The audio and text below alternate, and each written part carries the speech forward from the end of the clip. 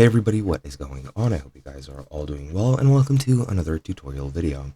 In this video, I'm going to be showing you guys how you can copy a Trello board, so let's get right into it. As you can see, I'm already in a board and you can see all the lists and cards on my screen right now, so let's go ahead and copy it. To copy it, it's very easy actually. You just have to go into the top right and click on these three dots to expand the board menu.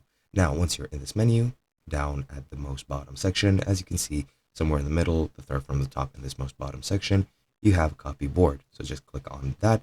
And as you can see, you need to create a new title. For example, I'll create a new board copy. For example, you need to select which workspace you're currently in. Also, I have only one, so that's going to be it. You can keep cards and template cards if you want to, but that's all I would do. I'll just keep it activated and click create. And now after a few seconds, as you can see, new board copy has been added and it looks absolutely identical to new board. And that is basically it. Now, if I change something here, for example, add a card into done, it will of course not be copied over here, but that is pretty much how you copy your board. It's, as I've mentioned, very easy and you can do it in literally a few seconds. Hope you guys enjoyed. I'll be seeing you guys in another video.